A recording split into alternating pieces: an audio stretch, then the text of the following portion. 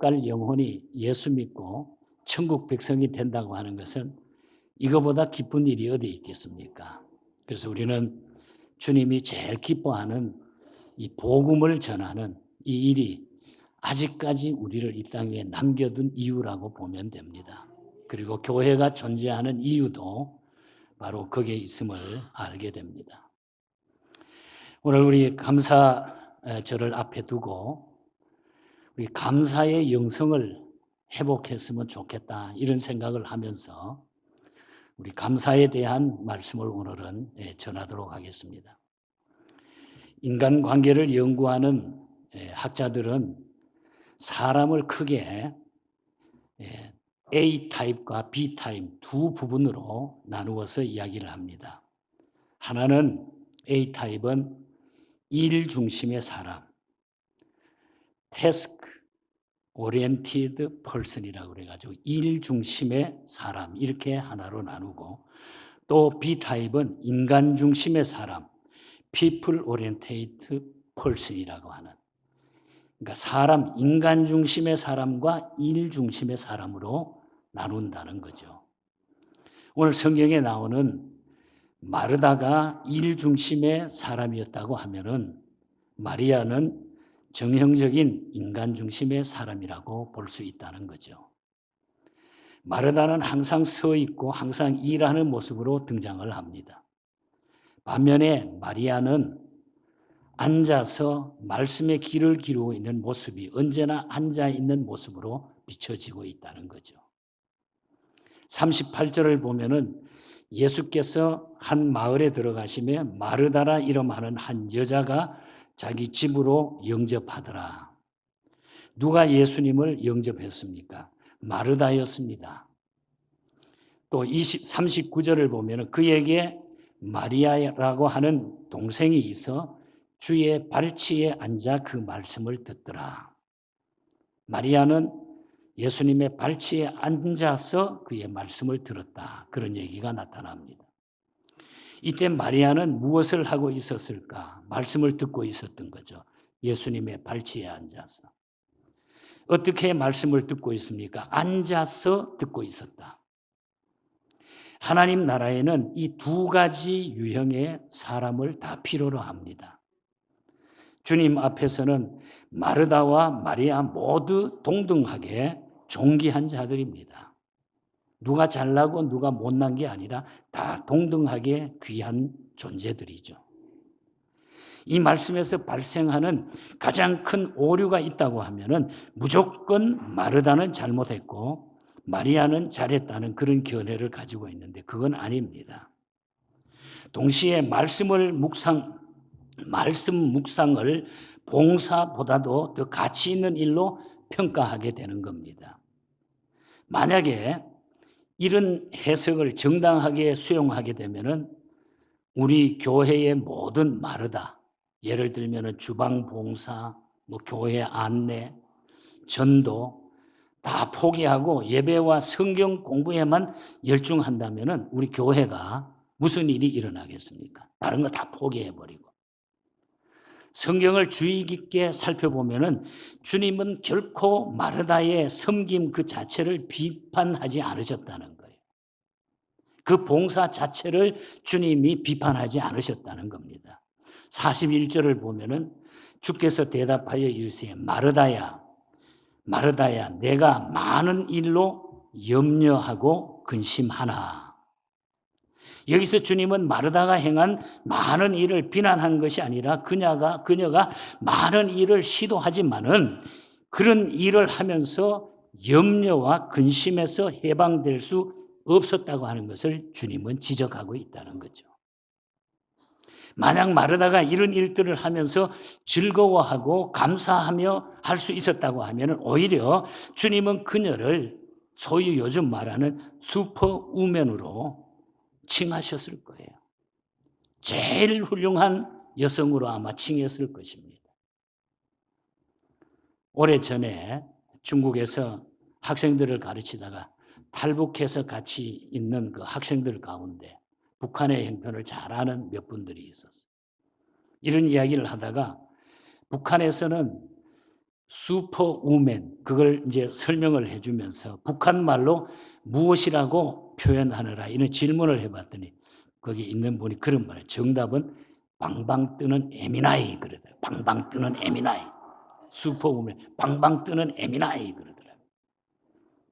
사실 주님의 몸된 교회는 이런 방방 뜨는 에미나이들이 헌신이 필요합니다. 왜 필요하지 않겠어요? 정말로 빚진 자고 교회는 그런 자들에게 빚진 것이 많이 있죠. 문제는 마르다의 영성에 마리아의 영성을 조화시켜야 된다는 거예요. 자, 그렇다면 오늘 이 두 여자의 사건을 통해서 감사의 영성이 회복되려고 하면은 우리의 섬김의 태도가 어떻게 달라져야 될까? 저는 그걸 말씀드리려고 합니다. 감사의 달에 또 감사절 앞에 우리의 감사의 영성이 정말로 회복되기 위해서는 어떤 모습에서 우리가 하나님을 섬겨야 될까? 첫 번째로 말씀을 드리는 것은 성취하는 것보다 존재에 집중해야 된다는 거예요. 내 존재 가치를 알아야 된다는 거죠. 성취하는 것보다 존재에 집중해야 된다. 무슨 내용입니까? 그 독일계의 유태인 그 정신 분석가고 사상가 가운데 우리가 잘 아는 에릭 프롬이라고 하는 분이 있어요. 이분이 남긴 책들이 많죠. 이분의 책 가운데 유명한 명저 가운데 소유냐 존재냐 하는 이런 책이 있는데 거기에 보면은 인간의 실존 양식을 소유적인 실존하고 존재적인 실존으로 나누었어요. 소유가 중요하냐 존재가 중요하냐. 현대의 자본주의 혹은 물질적 가치관의 영향으로 우리는 더 많은 소유와 성취가 인생을 행복하게 만들 거라고 착각하기 시작을 한 거예요. 내가 많이 가지면 행복하다. 많은 것을 소유하며 행복하다. 거기에 초점이 맞춰져 현대인들은 살아가는지도 몰라요. 하지만은 이 에릭 프롬은 예수님의 마태복음 10장 39절 말씀을 인용하면서 자기 목숨을 얻는 자는 잃을 것이요 나를 위하여 자기 목숨을 잃은 자는 얻으리라고 하는 이 말씀을 인용을 하면서 오히려 비움과 나눔의 삶을 통해서 풍성한 존재의 보람을 누리게 될 것이다. 성경적 가치관에서 언제나 존재는 소유보다 앞장서 있다는 거예요. 소유보다 앞서는 중요성을 우리가 존재에 있다고 하는 사실. 디모데후서 3장 16절과 17절을 보면은 모든 성경은 하나님의 감동으로 된 것으로 교훈과 책망과 바르게 함과 의로 교육하기에 유익하니 이는 하나님의 사람으로 온전하게 하며 모든 선한 일을 행할 능력을 갖추게 하려 함이니라 그랬어요. 사도 바울은 성경의 유익을 설명을 하면서 성경은 우리를 먼저 하나님의 사람으로 온전하게 한다는 거죠. 그 다음으로 우리가 하는 모든 선한 일을 온전하게 할 것이다. 그렇게 말씀하고 있어요. 인격의 온전함이 행위의 온전함보다 앞서 있다 하는 그런 얘기죠. 다시 말하면 성경은 존재의 문제를 바로 행위보다 더 우선순위로 말씀을 하고 있다는 거예요. 왜 마리아는 주님의 말씀을 듣는 일에 우선순위를 뒀을까요? 주님의 말씀만이 자신을 그분의 사람다운 사람으로 만든다고 믿었기 때문이에요. 먼저 자신이 살아야 그 능력으로 주님과 이웃을 잘 섬길 거라고 생각을 했다는 거죠. 자신이 살아야 된다는 거예요. 내가 먼저 살아야 된다는 거예요. 반면에 이 마르다는 여러 가지 일을 함으로써 주님을 기쁘시게 하고자 했어요. 여러 가지 많은 일을 하면서. 그런데 결과적으로는 마르다는 염려와 근심에 빠졌다는 거예요. 많은 일을 하면서. 그녀는 존재가 행위보다 앞선다는 사실을 잘 몰랐던 것 같습니다. 이런 이유로 성경은 이렇게 말합니다. 이 원리로 교회의 일꾼을 세울 때에 새로 교회에 입교한 사람들을 피하라고 디모데후서에는 가르치고 있죠. 왜냐하면 그들은 아직 하나님의 사람으로 만들어지지 못했기 때문에 그렇게 말씀하시는 거예요. 존재의 성숙함이 없이 여러 일에 뛰어들면 그 일로 말미암아 교만해질 거라고 성경은 경고하고 있는 거예요. 우리가 지난 세월 동안 얼마나 많은 일을 했습니까, 여러분? 여러분 자신을 한번 생각해 보시기 바랍니다. 세월을 지나는 동안 얼마나 많은 일을 했습니까? 그보다 더 중요한 질문이 무엇인지 알고 있습니까? 지난 세월 동안 우리는 하나님의 사람으로 얼마나 성숙한 존재가 되었는가? 이 문제가 중요하다는 거예요. 우리 마음에 많은 일을 시도하고도 허탈감이 남아있다고 하면은 지금도 다시 한번 나의 존재에 대해서 고민해 봐야 된다는 거예요. 그리고 지금부터라도 성취보다 존재에 집중해야 돼요. 그럴 때에 우리는 진정한 감사의 영성을 회복할 수가 있는 거예요. 내 존재에 대해서. 그것을 바로 할 때에 우리는 감사의 영성을 회복할 수 있다. 두 번째로는 비교보다 사명에 집중하라는 겁니다. 감사를 회복하기 위해서.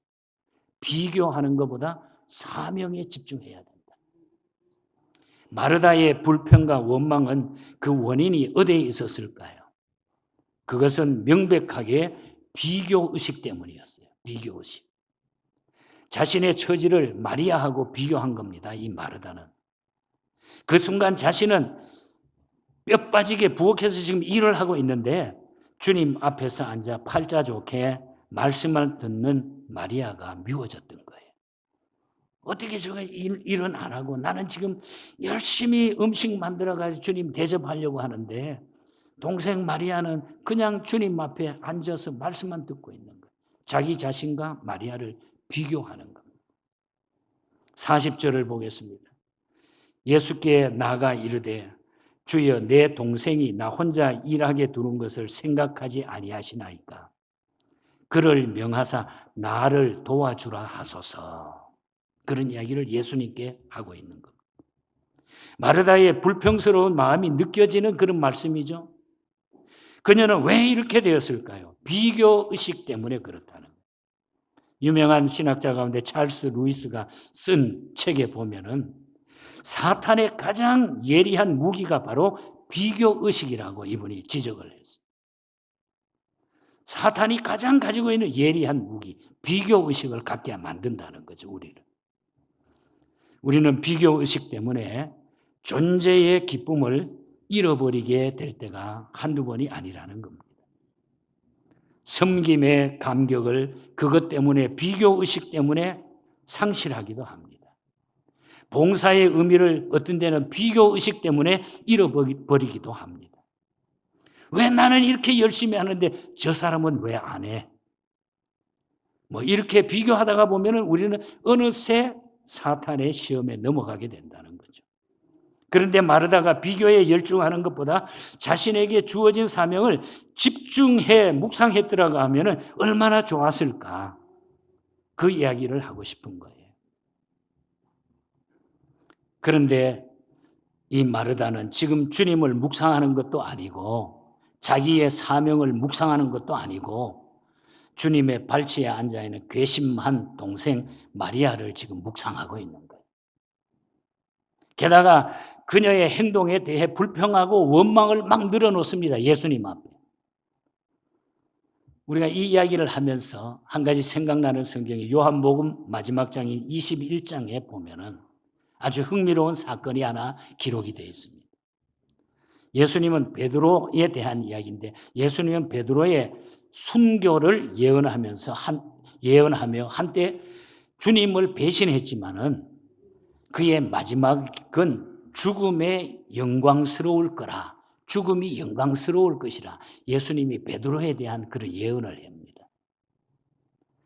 그러면은 이 베드로는 그 이야기를 들었으면 자신의 장렬한 최후를 묵상하면서 자기의 마지막 사명을 생각하는 것이 정상이죠. 아, 그렇구나. 그런데 그때 베드로는 아주 엉뚱한 질문을 던지는 거죠.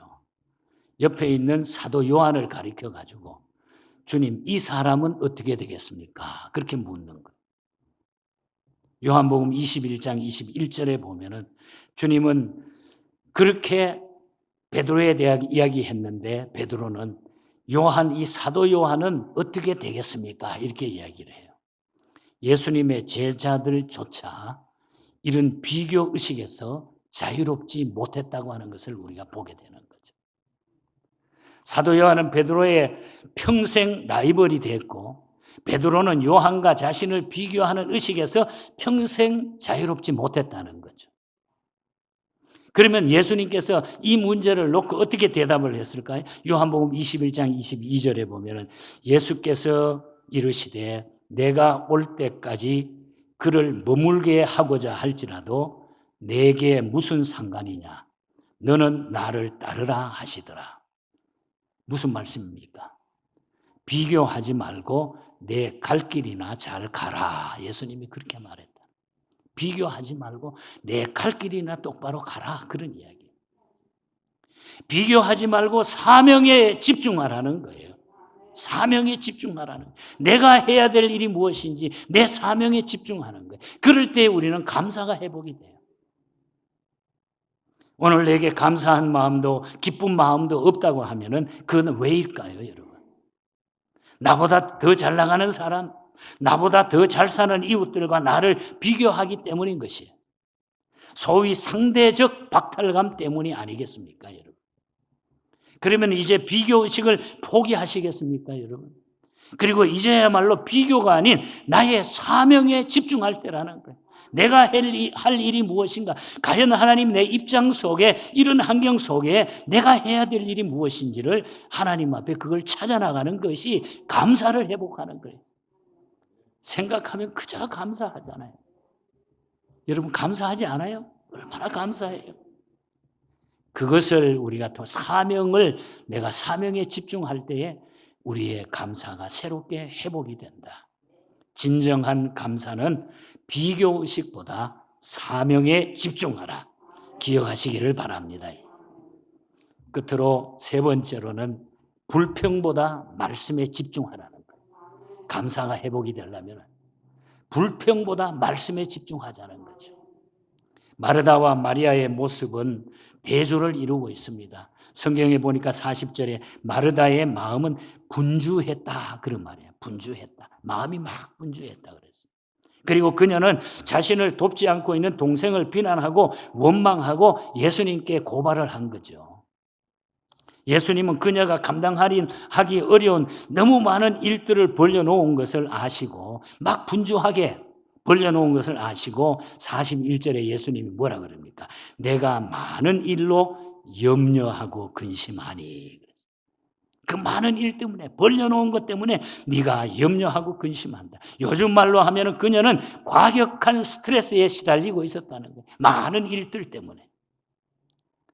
그러나 이런 모습으로 마르다가 방방 뜨고 있을 때에 마리아는 무엇을 하고 있습니까? 39절에 그에게 마리아라 하는 동생이 있어 주의 발치에 앉아 그의 말씀을 듣더니 말씀을 듣고 있었다.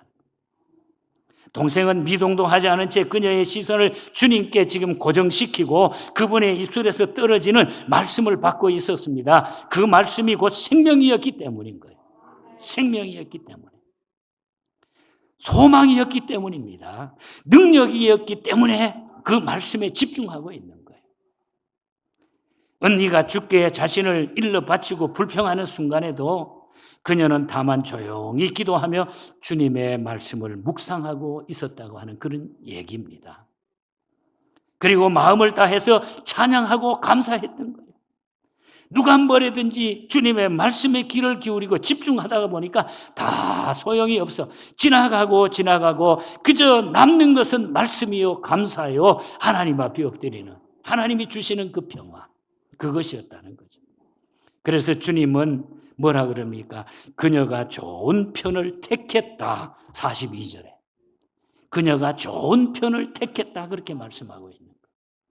도대체 이 말씀이 무슨 뜻입니까? 이 말씀에는 절대자이신 하나님의 뜻이 거기에 드러나 있는 겁니다.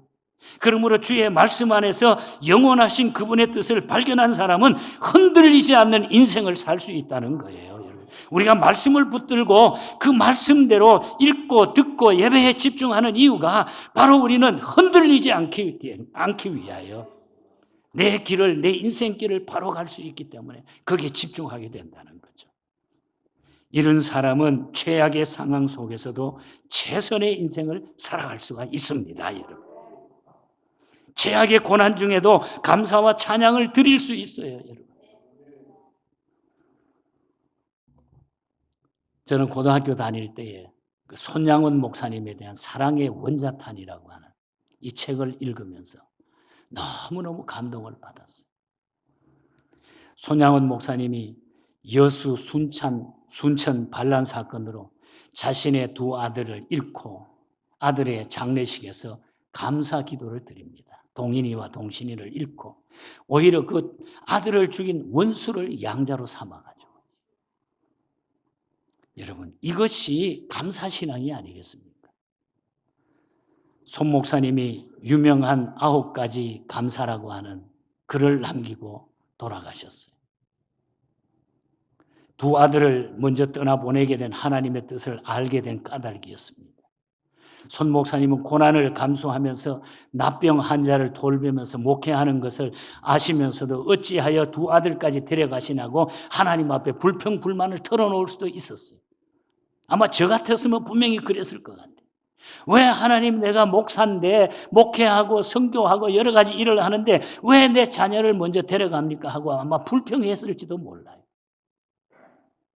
하지만 손 목사님은 불평 대신 말씀에 집중했던 것입니다. 말씀에 집중했어요. 나 같은 죄인의 혈통에서 순교자 자식이 나온 것을 하나님 감사합니다. 허다한 성도 중에 이런 보배를 내게 주시니 감사합니다. 삼남 삼녀 중에서 가장 귀한 장남과 차남을 바치게 하시니 감사합니다. 한 아들의 순교도 귀하거늘 두 아들이 순교할 수 있게 하셨으니 감사합니다. 예수 믿는 사람들은 병들어 죽어도 복인데 전도하다가 순교했으니 감사합니다. 아들들이 미국으로 유학 가려고 했는데 그보다 좋은 천국에 갔으니 하나님 더 감사합니다. 내 아들을 죽인 원수를 해결시켜 아들을 삼는 사랑의 마음을 주시니 감사합니다. 내 아들의 순교 열매로 무수한 천국 열매가 생길 것을 일하여 감사합니다. 역경 속에서도 하나님의 사랑을 깨닫게 하시고 이길 수 있는 믿음을 주시니 감사합니다. 저는 중국 선교를 하다가 한 20여 년 훨씬 전의 일인 것 같아요. 여수에 가서 손양원 목사님 그 애양원 선교 그 기념관을 돌아봤는데 이번에 한국에 나간 김에 제가 집사람에게 꼭 그곳을 한번 데리고 가고 싶었어요. 왜? 저는 그때의 손양원 목사님의 순교를 보고 중국 선교를 하면서 하나님, 나도 저렇게 불의 앞에 나도 생명을 내놓을 수 있을까요? 저 나름대로 많이 고민하고 기도했기 때문에 잊지를 못해서 이번에 여수의 그곳에 집사람을 데리고 그곳을 방문했어요. 손양원 목사님이 자기 아들이 두 사람이 죽은 그 주일날 하나님 앞에 감사했던 감사헌금 봉투가 그대로 그 기념관 아래 있습니다. 그 당시에 손양원 목사님이 한 달 사례금이 봉급이 80원이었어요. 80원. 그런데 아들 둘이가 죽은 다음에 그 주일날 하나님 앞에 감사헌금을 얼마 했냐면 100원을 했어요. 100원을. 그 100원은 엄청난 당시의 큰 돈입니다.